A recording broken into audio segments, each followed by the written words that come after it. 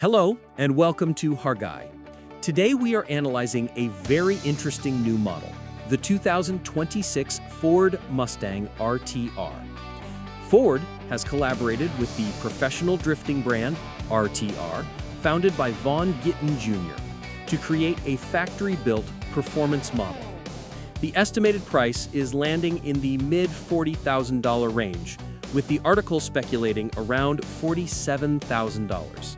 This places it in a very competitive space, specifically very close to the V8-powered Mustang GT. So the question is, what do you actually get for your money, and is this car a good value? Let's first understand what this car is. It is not a simple aftermarket package. It's a full factory model based on the EcoBoost Fastback, built on Ford's main production line in Flat Rock.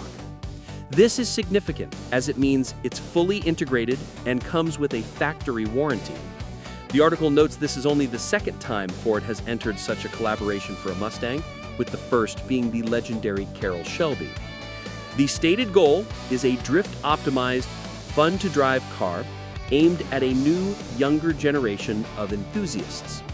To determine its value, let's break down the pros and cons based on the article. Let's start with the plus column. The value here is not in the engine, but in the comprehensive chassis and braking upgrades.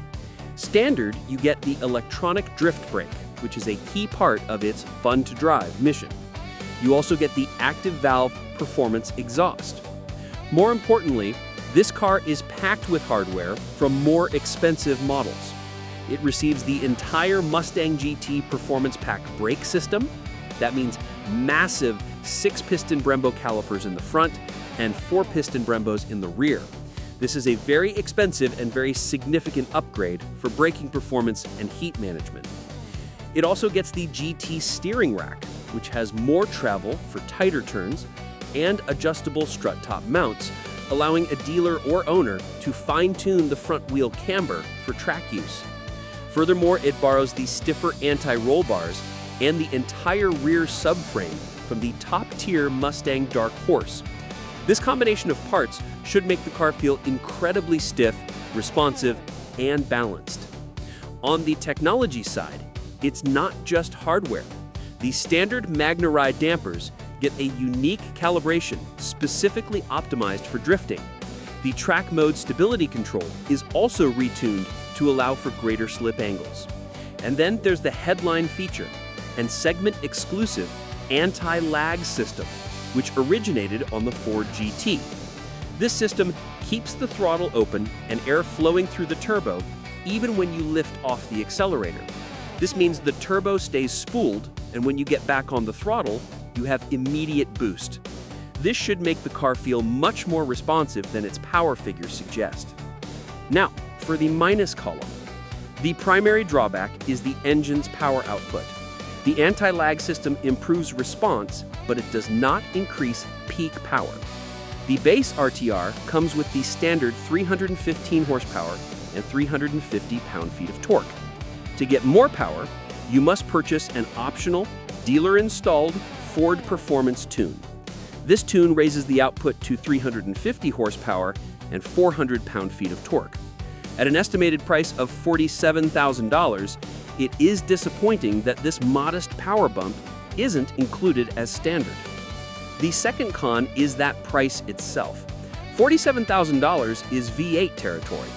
For the same or perhaps even less money, a buyer could opt for a standard Mustang GT. This means you are facing a direct choice.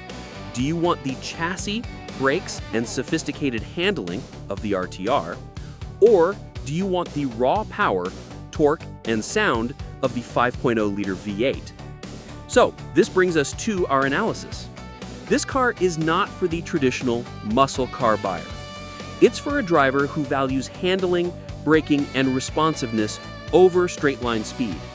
The article makes a very smart comparison to the Porsche 911T. That is a car with the base 911 engine, but bundled with all the best performance and chassis options. This Mustang RTR follows the exact same philosophy. The article does a quick calculation.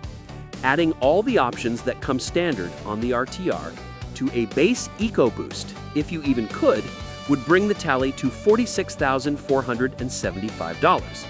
This suggests that the $47,000 estimated price is not an arbitrary markup. You are literally paying for the sum of its parts. You are getting the brakes of a GT, the chassis components of a dark horse, and the exclusive software and styling of an RTR, all for the price of, well, all those parts. So, what is the final verdict? Is the 2026 Ford Mustang RTR a buy, wait, or skip? This depends entirely on your priorities. If you are a horsepower per dollar shopper, this is a skip. The Mustang GT is objectively the better value for straight-line performance. However, if you are a technical driver, perhaps you enjoy autocross or track days, or you genuinely want a brand new, warranted car to learn to drift in, the value proposition changes completely. You are buying a chassis that is, on paper, far more sophisticated and capable than the base GT. The cost is justified by the brakes, the MagneRide suspension, the Dark Horse subframe, and the unique anti-lag software. So, my verdict is a buy, but only for that very specific customer. It is a buy for the handling enthusiast who understands that a great driver's car is about balance, not just a big engine. Get smart analysis before you buy. Subscribe to Hargai for more value-focused car reviews.